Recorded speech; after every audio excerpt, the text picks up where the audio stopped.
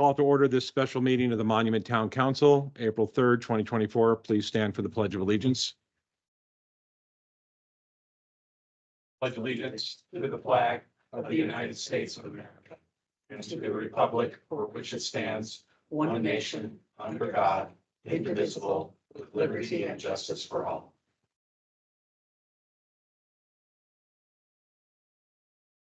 Ms. Erickson, will you take roll, please? Absolutely. Councilmember Chronic, Here. Councilmember Romanello, Here. Mayor LaKind, Here. Councilmember Abbott is not here. Up. Say here. Present. Stay here. Councilmember Fiorito, Present. Mayor LaKind. Here. Whoops, sorry. I don't know Again? what happened. Just making sure you're here. I'm still here. Councilmember Kimple Here. and oh my gosh, I can't tonight, guys.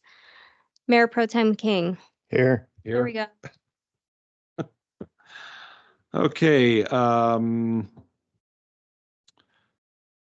we have an agenda. There's no place to approve the agenda, but we'll entertain a motion to approve the agenda.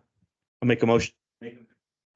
Make a motion to approve the agenda as presented. Second. We have a motion and a second. Councilmember Chronic, Yes.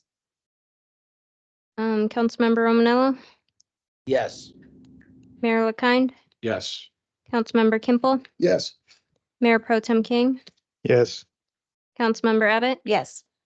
Councilmember Fiorito. Yes. All right, any conflicts of interest that need to be disclosed? Mr. Cole? There are no conflicts that I'm aware of. No one has filed a conflict statement that I am aware of. Okay, then we'll get down to business.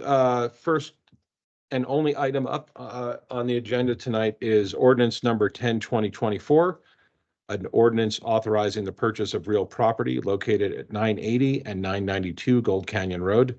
Mr. Cole.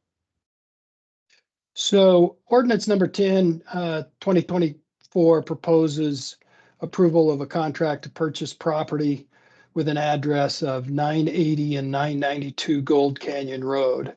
This property is also known as lots 9 and 10 Village Center at Woodmore, filing number 4. I'm going to try to share my screen for a moment. I want to orient you to the property. And hopefully you're seeing a aerial photo of the property. Is that what you're seeing? Yes, we can see Good. your screen. Okay, so as you look over on the left side, there's two parcels identified with the owner AMA 2.0 LLC. Those are the parcels that are the subject of this contract. Immediately adjacent to it, going to the right, is 2.93 acres that is currently owned by the town of Monument. And then also next to that is 0.72 acres that's owned by El Paso County. So this property that the town is considering, again, is between Highway 105 and Gold Canyon Road at the corner of Morning Canyon Road. So the property, let me get back here.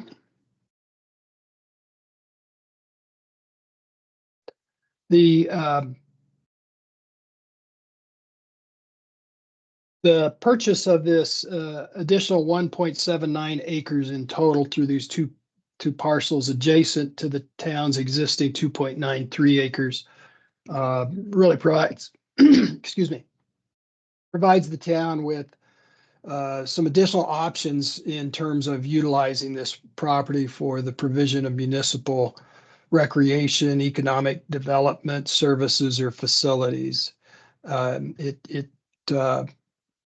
So it would increase the town's holding right there at that location fairly significantly. Perhaps there might be an opportunity to also acquire the El Paso County piece, 0.72 acres. I don't know really how possible that might be, but if that were to come into the picture, it would make the town's ownership even larger and provide, again, greater opportunity for for the options that the town could utilize these properties for. The terms of the proposed sale are fairly typical, but I'd like to run through those real quick. The seller again is AMA 2.0 LLC. The property is just vacant land. There are no improvements on it. The purchase price that's proposed is $875,000. That would consist of a $50,000 non-refundable earnest money deposit and then $825 to $825,000 at closing. Land title is designated as the title company that would hold the earnest money, provide the title commitment and policy, and would close the transaction. The other terms, again, are pretty typical. The town could, at its own cost, if it desires, obtain a survey or an improvement survey. The seller is obligated to provide any surveys that are in its possession. If any of these surveys are required or must be updated for purposes of attaining the title policy and the assurances in the title policy, then that would be at the town's cost to update those surveys. There are typical rights of inspection associated with this contract, typical seller disclosure obligations in terms of conditions of the property, title conditions, and the like. The closing is scheduled for 60 days from mutual execution. So since we're at April 3rd, we'd be talking about somewhere around June 3rd to close this transaction unless that got delayed to resolve any questions or concerns through the inspection period. Title is required to be conveyed by a special warranty deed. That's fairly typical for these transactions. It does not concern me, given the fact that the town would be obtaining title insurance on the property. Closing costs are to be paid half each by the buyer and seller. Those are the primary terms of the contract, and that's all I have for presentation. Be happy to answer any questions on the contract, or if you have questions related to the property. I see that Mr. Foreman's also on the line. Perhaps he could answer those, or someone else that's there in the council chambers. Okay, thank you for the presentation, Mr. Cole. Are there any questions from the council related to the presentation? Councilmember Chronic?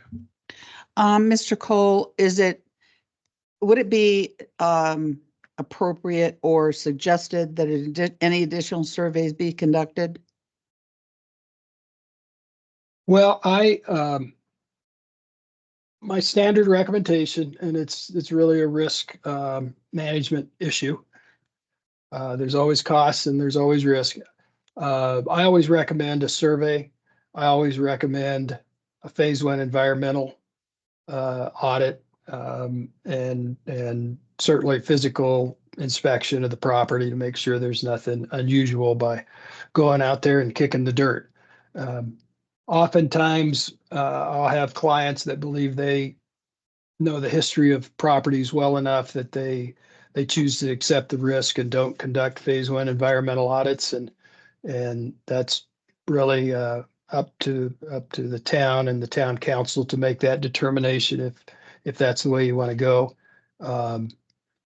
If you conduct a phase 1 environmental audit and then subsequently there are found to be some environmental problems with the property, you have a limited amount of protection provided from the fact that you conducted that phase 1 investigation that are not present if you don't.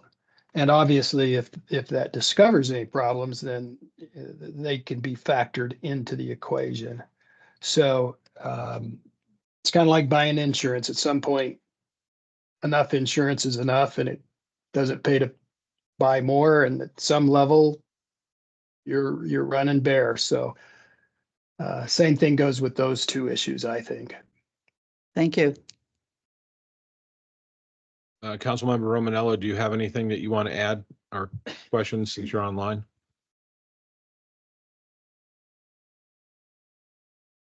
I want to know, what is the, Mr. Foreman, what are we looking to do with this property? What's the projected purpose?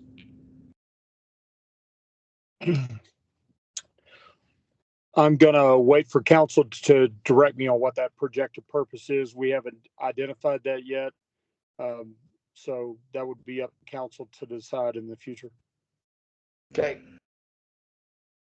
So right now it's going into our inventory of land holdings, and there's nothing on our calendar or radar to rezone or do anything to the land. It's just going to sit there. Exactly. Okay, this is a public hearing item. Oh, okay. I looked down there first and no one had said anything, so. As we write down notes. okay, I'll go. So, Mr. Cole, why would it be a special warranty deed and not a general warranty deed? Well, it could be either. It could also be a quitclaim deed. Those are the three forms of deeds in Colorado. And each has an associated level of warranty with it or lack of warranty. Typically, sellers like to use special warranty deeds, and when I represent my clients as sellers, I try to utilize a special warranty deed, or even if possible, a quitclaim deed. Quitclaim deed comes with no warranty at all. If I have under a quitclaim deed, the seller is saying, if I own anything, I'm conveying it to you, but I don't know if I own anything, and I'm not telling you I own anything, and it's up to you to make that decision. A special Right, I warranty, could give a quitclaim deed on your house. you could, and you wouldn't be in any way violating the law. Right. A special warranty deed says that whatever title I got, I am conveying to you as the buyer. And so if you obtain title, then you're guaranteeing that you're conveying it. So what you're saying is that you haven't conveyed away the title that you received, and that you are now conveying that to the buyer. With a general warranty deed, you're not only saying that whatever I got, I'm conveying, but you're also giving a warranty that you got something. And so that's the highest level of warranty. The reason I'm not too concerned with accepting a special warranty deed is when you buy title insurance, the title company does the review to confirm that the seller actually did receive title, and the title company is giving you an insurance policy that if there's a problem with that, they'll go to court and they will pay for a lawsuit to try to prove up that the seller did receive title and did convey it to the buyer. So I think you're right in thinking a general warranty deed is better. I would agree with that. But a special warranty deed under these circumstances is also customary, and with title insurance, I think the exposure is very limited for not utilizing a general warranty deed. Okay. And then I looked like in the contract, and I just want to be sure. So the seller's paying the buyer's agent commission, is that correct? Let me confirm that. I don't recall that point. There was a disclosure in there, but I wasn't entirely sure who it was The for. page in line. Second or third to last. This is KCRE Advisors. Is that the buyer's agent?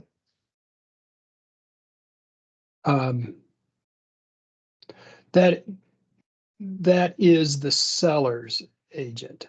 Okay, so So yes, the seller is paying their commission. who's paying the buyer's agent? The buyer does not have an agent. Oh, okay.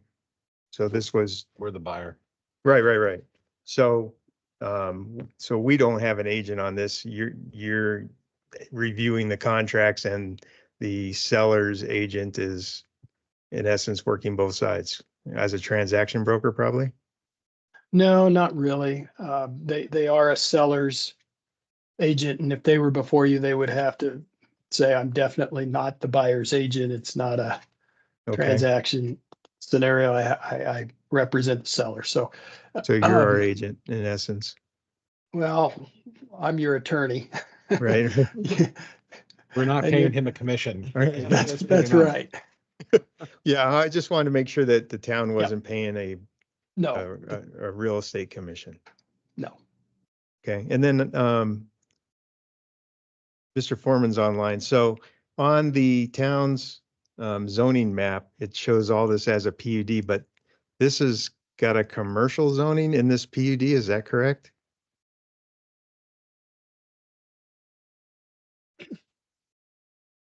Unfortunately, Mayor Pro Tem, I don't have that before me.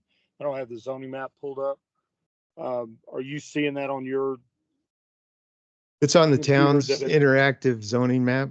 It just shows that all Right. that whole entire area is a PUD. right?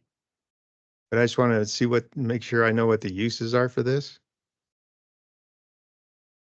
Well, we know that there is commercial uses there. There was several different things proposed in the past, such as a coffee shop, a workout facility, and then also there was an auto parts store that was allowed to be there. So uses such as that. Okay. Um. All right, that's what I have for now. Councilmember Kimpel. No, that was gonna go down the same path as Mayor Pro Tem about the zoning, so that's been Nope, questioned. and you're answered. done. No, I'm kidding. I have one question in 69 parts. This is mainly for Mr. Foreman. What are the risks if we don't? What risks would we incur if we do not purchase these two lots today? Are there people lined up, or is this kind of stay dormant? Over. So I don't think there's any risk to the town if we don't purchase this today. I couldn't say there's risk, but there are other buyers for this property besides the town of Monument. Okay, so I guess the better question is, what risks are there to the residents of, was it Village Center? Thanks, Mike. Any other questions? Okay, so this is a public hearing item. We will open for those that are here to speak for or against this ordinance. And we also will go online as well, but we'll start here. If there's somebody who would like to speak for or against this ordinance, if you could please come up to the podium and fill out your information.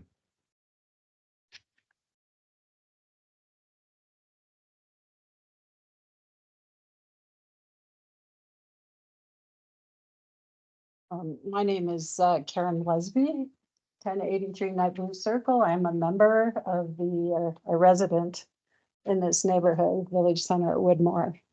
And I don't know what the official, we have been discussing this property for probably a year and a half, and actually working with the current owners, the Martial Arts Academy that was going to go in there, along with some additional units.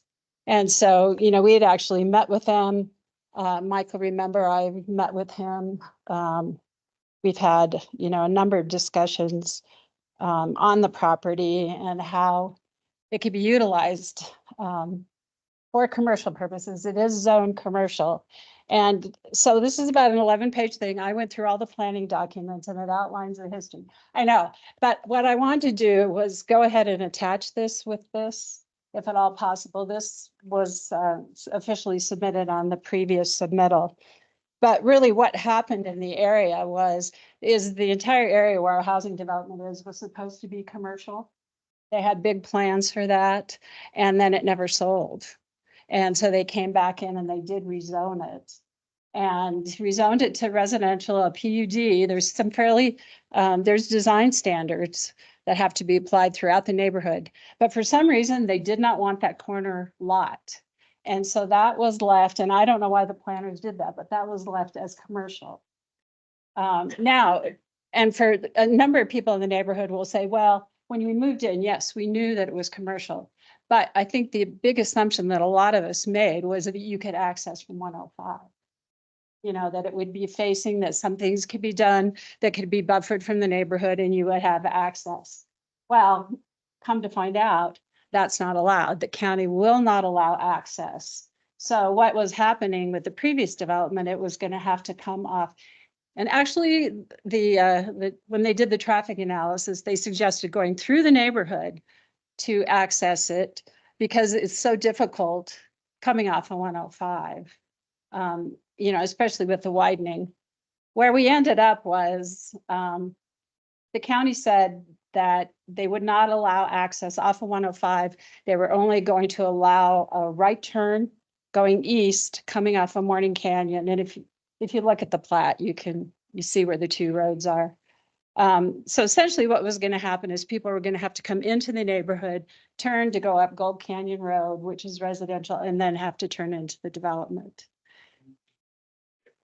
Oh, but then I'll hit it because I do all this all the time. I try to modify this, but so anyway, what it came down to, and I don't know if I'm explaining it very well, but access became the big issue. And at the time this originally was happening, we were getting a lot of traffic from Monument Academy through the neighborhood. I will admit that I live on the circle that the people use. A number of us do. So it was really concerned along with safety issues. And then because the front of any development would be facing into the neighborhood, there then became design issues, you know, lighting, all of that kind of stuff. So, and safety issues. But I have to admit, the previous commercial development, the Martial Arts Academy, they were great. You know, when we met, I think everybody kind of tried to work this out. But there just wasn't really any satisfactory solution, especially too, because the county will not allow a light on 105 at Morning Canyon Road. Because if you had a light there, one, it's safer for kids coming through there, but then you could turn left and you could turn right. But under the current plans, the only access will be, you know, coming in somehow and then exiting either through the neighborhood and turning to the east. So if you have to go back to the west, either you do what a lot of people do now, you turn illegally, or you go back through our neighborhood. So that's where we ran into a lot of issues and a lot of concerns. I think the big thing, it is a PUD, but you would expect the PUD, if there's a commercial piece, that there would be design standards and things that would be attached to that would make it compatible with the neighborhood, and transportation would have been looked at. And the traffic report too, if you look at that, the volume of traffic that potentially was going to go through just for the Martial Arts Academy was quite high. It was like 700 trips a day. So because they have kids coming in and out and in and out. And then if you add the other little commercial developments to it. So that's kind of where it kind of ended up. And, you know, they put the property up for sale. And we continued. Can I look at you? No. Those of us, no.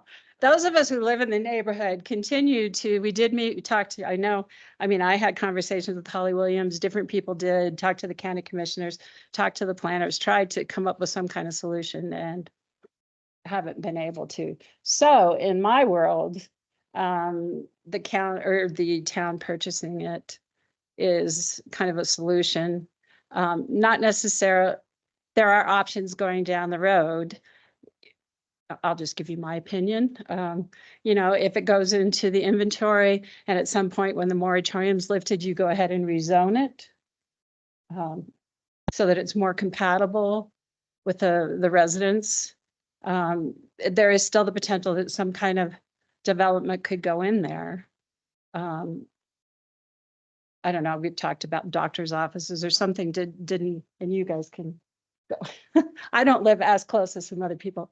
So, but you know, there's that kind of possibility. Obviously, a lot of us would like to see it as a park or something else, open space, or even putting just houses in there, selling it as residential property and or attached units or something. So, any questions? Do you have questions for us? Since you're, I mean, and you want that submitted or it's been Yeah, submitted? This is what I'd like to do. I would like to have this attached because I really went through this. This is an analysis of what would happen if a development goes in there. It also looks at the planning documents, where we are with the, you know, with the plan as it stands. Well, we can add that with a to the, comprehensive we plan. can add that to the, was that ever emailed to the council? Or Mike, to- I sent it to you. I don't know if it's where it is now. It was with you. I'm looking up somewhere in the side. He's actually, just look west. He's in Durango right now, so Yeah, he will, I'm behind you. I'm behind you. So anyway, and it originally was signed by, it wasn't just us, it was signed by residents. We did get a lot of signatures, and it was also signed by the filing for HOA, which is, I don't know how many, 200 some houses.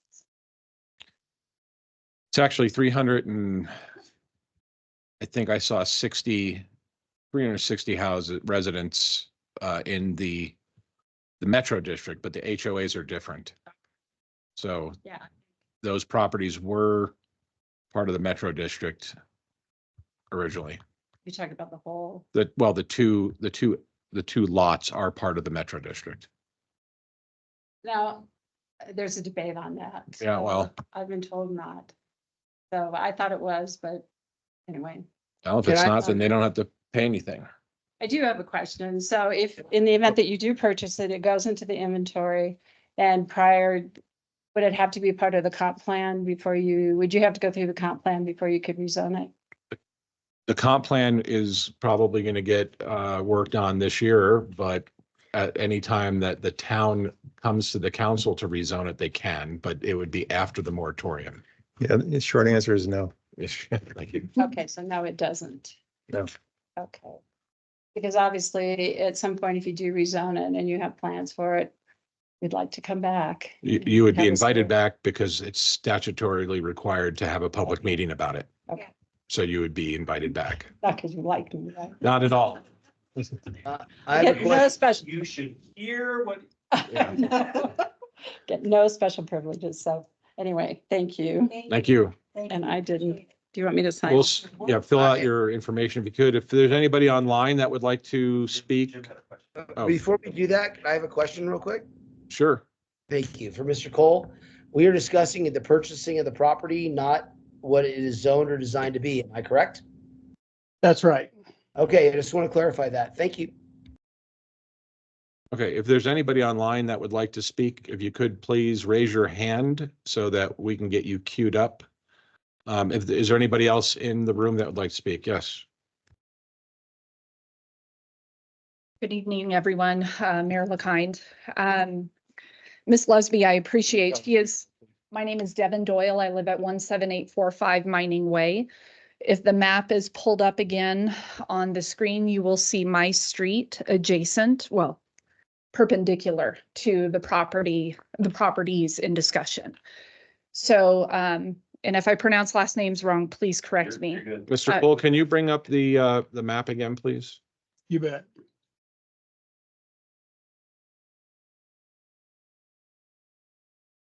You have to roll the R's, otherwise that's.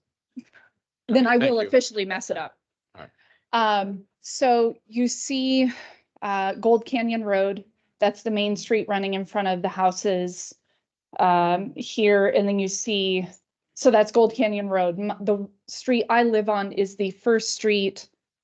What direction is that? East. The bottom. Yes. So Mining Way is, where I live. I'm at 17845 Mining Way, which is 5 houses in from Gold Canyon. So Councilmember Fiorito, yes, you asked a question that I'm appreciative of. You said, how will this affect the residents of our neighborhood if this lot is not purchased? That is a point of discussion that we had in this very room when we met with these super kind, gracious owners of American Martial Arts Academy. And I expressed how I felt the development of that property, if they were to develop it as proposed, would affect my family because I live so very close to these lots. I have a 7-year-old son who is a prime candidate, to be honest with you, for possible attending at the Martial Arts Academy. He's an athlete through and through. I would not allow my son outside to ride his bike on my street during the peak hours that we know the Martial Arts Academy would be in effect from, time school gets out at 3:55 for the local schools till probably 6 o'clock. How sad is that? That a 7-year-old wouldn't be safe riding his bike on a street adjacent to a commercial property like this. I know there was discussion, as Ms. Lesby mentioned, of a possible auto parts store going to this lot. Again, I'm sure there are ways to minimize effects on our neighborhood. I don't question that. But think about the traffic that's going to come through my street. If the county is unwilling to allow a light, unwilling to allow an egress off of 105, they're going to come down my street for a commercial property to access that. And Ms. Lesby, I think, correctly assessed how many of us homeowners, because we bought my house in 2006, it was a new build. Yes, we knew that property was commercial. No idea that the county would ever consider routing the traffic from a commercial property down my street. And that's exactly what's going to happen if this project or this lot is developed as proposed at different times. So I am very appreciative of your question and thinking about the fact of how this is going to affect us, because it will affect my house, my family greatly if it is developed as we have heard and discussed previously. So I know that I understand there is an inability to discuss what the town may or may not consider in the future about what to do with this property. I have racked my brain since learning that the town may buy the property about what could not go there. I don't know. Of course, none of us know, it sounds like, but I can't imagine anything that the town would do that would make things unsafe for the residents of our neighborhood. I cannot speak on behalf of everyone in my neighborhood, obviously, but I can tell you that there's a significant portion of our neighborhood that worries greatly about the effects on our property values, about the safety of our neighborhood, the deterioration of our neighborhood, to be quite honest with you, if this lot is developed as we have heard proposed previously. I think I have said everything I wanted to. I couldn't prepare necessarily because I didn't know what was, and no one knows what might potentially go in this lot. I am grateful to this council for even considering this motion because it puts some of my fears, honestly, as a homeowner, so very close to these lots at ease a bit. Thank you. Thank you. Thank you. All right, we'll go back to, and if you could fill out the form so we have your info. We'll go back to online to see if there's anybody who wants to raise their hands and speak for or against this ordinance. If not, we will look to see if there's anybody left here in town hall that would like to speak. See no one online, Mayor. Okay, then we'll bring it back. We'll close the public hearing portion of this ordinance and bring it back to the council for further discussion. Any other questions that you may have for any of the residents or the speakers or Mr. Cole or Mr. Foreman? For Mr. Cole, okay. So Mr. Cole, you were talking about doing a study or having a study or recommending having a study done, environmental study done.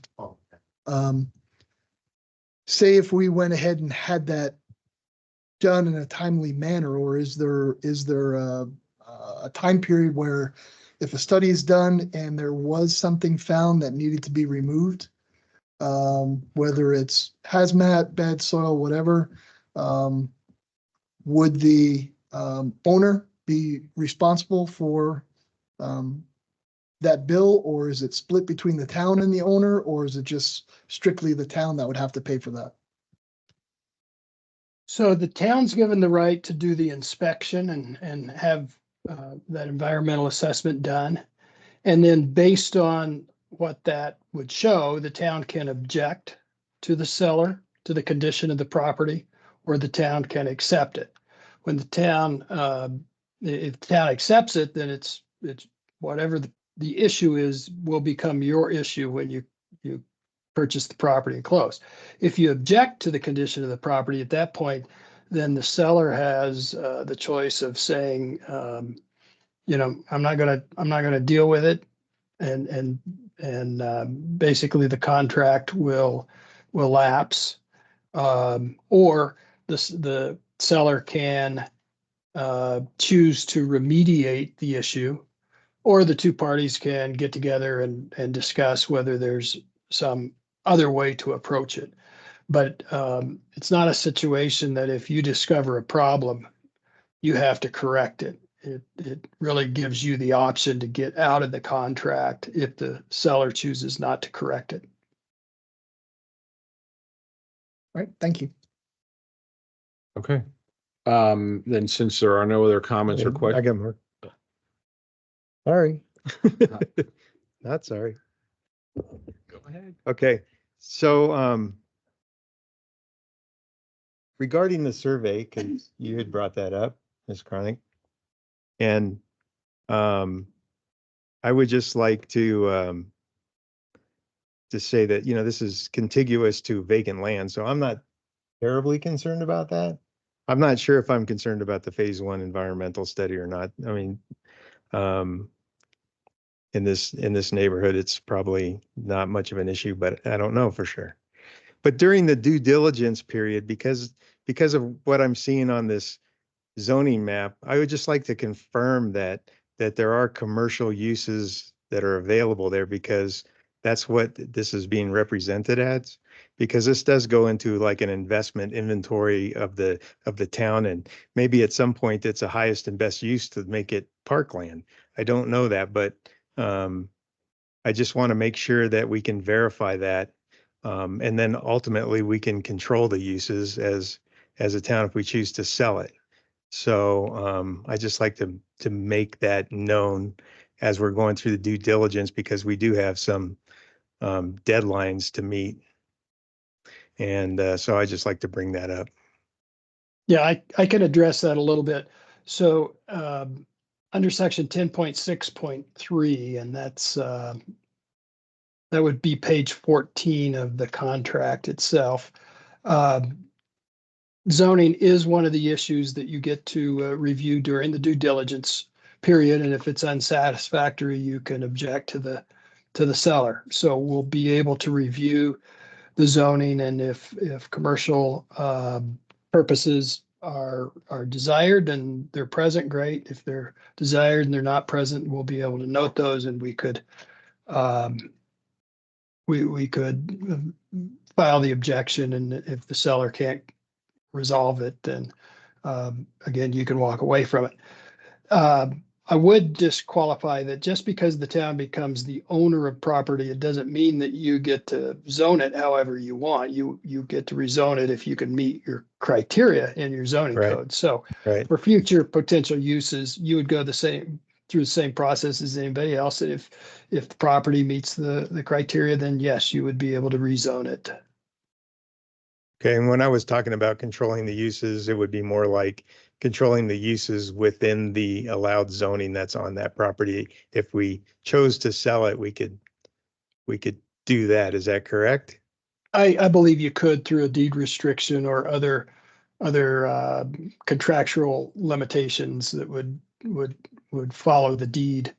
You could do it through private covenants. Okay, thank you.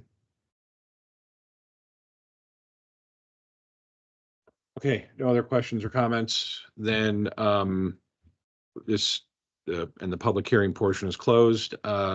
Then I will bring this back to the council to see if there is a motion to vote for or against this ordinance. I'll make a motion to approve or adopt? Mr. Cole, approve or adopt? I'll go with either. Okay, I'll make a motion to approve ordinance number 10-2024. An ordinance authorizing the purchase of real property located at 980 and 992 Gold Canyon Road. We have a motion. Do we have a second? Second. We have a motion in 2 seconds. Ms. Erickson? Mayor LaKind, Yes. Councilmember Kimpel, Yes. Mayor Pro Tem King, Yes. Councilmember Fiorito, Aye. Councilmember Abbott, Yes. Councilmember Romanello, Yes, however, I will say this, in light of the, workshop that was done earlier and the comments brought up here, and being the president of the Metro District of Village Center Estates when I came onto this board, and the comments heard tonight, Mitch's home, the Lusby's home, and probably both people that spoke, all should have been commercial based on the Metro District being approved in 2004. And if you go back to the record in the town where a council person, I believe the town manager and the attorney said, this Metro District is unfeasible without that being commercial, and a board and staff approving a change to it to being residential in 2014 on a board that I was not on, that made that entire Metro District financially obsolete, which is in debt up to their ears and will still be, because the commercial is not there without doing research on the original notes on the 2004 original approval. I just want to say that part of what we talked about, or what you guys talked about the other night, and what we're talking about tonight, I have no problem with the town buying this. However, that was supposed to be all commercial. And the reason why you're all in debt is because it's not. And that is on the town, and not this current town, but in the past. And that does need to be evaluated and looked at. Otherwise, you guys are in very big financial obsolescence. And I was an original buyer in Village Center 1 in 2007 and fought this fight to make the negotiation to make this right. I vote yes, but I'm making that a caveat. Thank you. Councilmember Chronic, Yes. That motion passes 7-0. We move on to public comment for items that are not on the agenda. Individuals attending in person may raise their hand to indicate their desire to comment. Individuals attending via Teams may raise their hand digitally to comment via connected devices. Please lower your hand when finished with your comments. Comments are limited to 3 minutes. Again, this is for public comments related to anything other than what we already discussed tonight. Is there anybody here who would like to speak? No one at all? No one?